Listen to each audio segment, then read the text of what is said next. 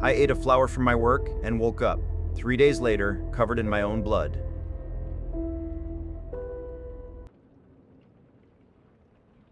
I thought I knew the edges of my own mind.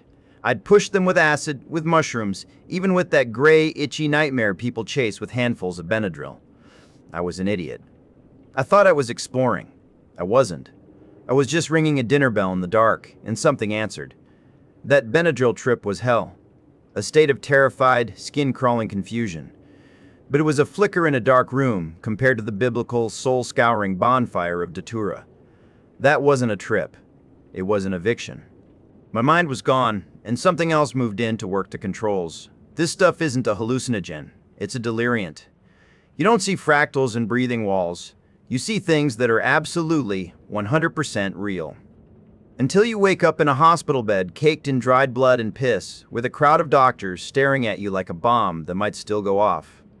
I worked south of Denver. The plant, Datura stramonium, grew wild in a ditch behind my job.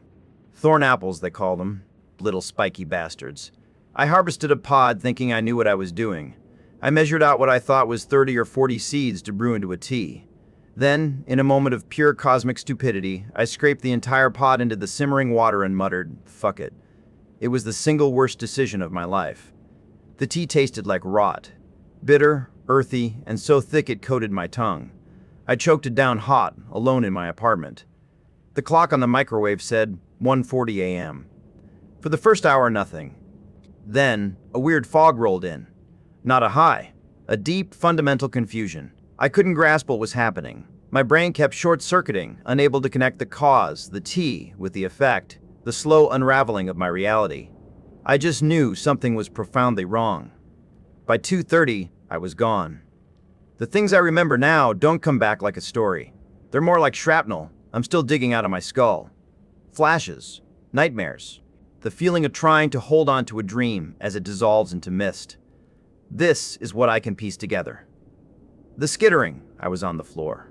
I don't know for how long. My shirt was plastered to my skin, soaked with what I assume was sweat, and I was covered in them. Roaches, thousands of them, a shimmering, chittering carpet over my entire body. I could feel their wiry legs scrambling behind my ears, forcing their way into my nostrils, crawling up my groin. The sensation was so real, so absolute, that it never occurred to me it wasn't. This was my reality. They were inside me, nesting.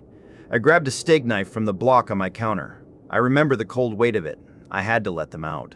I started carving into the skin just above my crotch, a frantic, digging motion. I felt no pain, just a desperate, primal need to get them out of me. I don't know where that knife is now. After the hospital, I tore my apartment apart looking for it. It's just gone. The scar isn't. The boy. Sometime during the bug episode, I realized I wasn't alone. A little boy, maybe 9 years old, was sitting on my kitchen counter, just watching me. He was chewing on a patty of raw, gray hamburger meat. There was something familiar about him, like a memory from a dream I couldn't quite place. His eyes were old. "Who are you?" I managed to ask, my voice a ragged croak. He took a slow, deliberate bite of the meat.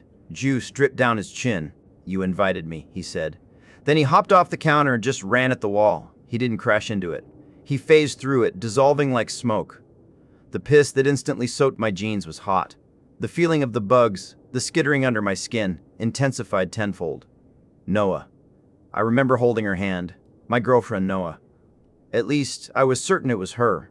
We were lying on the living room carpet together. Her skin was ice cold, like she'd been lying in a morgue. Her voice wasn't right. It was flat, hollow. "We have to feed it," she whispered. I looked down. She was holding a baby. But its mouth was open in a silent scream, and it was filled with rows of needle-sharp teeth. I don't know if I actually screamed or not, but the inside of my head exploded. I threw up, a violent, full-body heave. I wanted to peel my skin off. I tried, digging my fingernails into my arms until they bled. I could feel fur in my mouth, caught between my teeth. The voidy. I stumbled into the bathroom and saw my reflection. My mouth was gone. It was just a smooth, black hole, a pit of absolute nothingness where my lips and teeth should have been.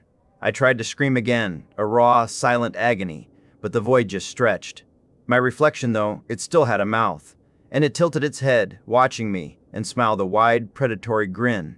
The last thing I remember from the bathroom is punching that grinning face in the mirror. I felt a wet, grinding crunch in my knuckles. My hand was broken. The mirror wasn't. The awakening. I blinked, and I was on the floor of my hallway. I had no idea how much time had passed. The bugs were still there, the terror was still there, and someone was standing over me. A uniform. A cop? A paramedic?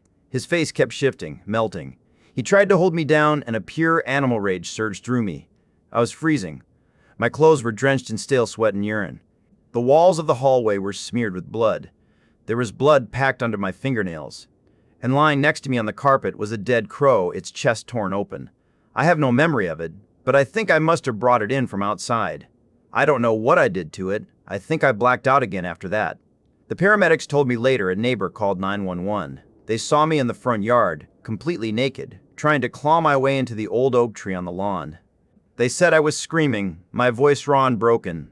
Let me in. It's time to eat the aftermath. They had to strap me down in the ambulance. I was feral, violent. The calm down was slow, agonizing torture. It took 3 full days for the world to stop melting and for reality to begin to stick. I couldn't form a complete sentence until day 4. I had forgotten my own name. For nearly 2 weeks I couldn't read. The letters were just meaningless shapes on a page. The doctors found dozens of cuts and scratches all over my arms, legs, and torso. They think I did it with a shard of a broken plate I found in the trash when I got home. I still see the thing that wore Noah's face sometimes, a flicker in a dark corner of my room. I still feel the phantom skittering of legs under my skin when I'm about to fall asleep. I still wake up tracing the faint white lines of the scars that cover my body. You're reading this, and you think you're different. You think you've got a will of iron. You think you can handle it. You need to understand. Datura doesn't give you a high. It doesn't test you. It devours you. It unhinges your soul, shows it to you, and then eats it right in front of your eyes. It's not a gamble between a bad trip and a good one. It's a gamble with a bullet in a chamber, and the prize for losing isn't death. It's coming back knowing a part of you is gone forever.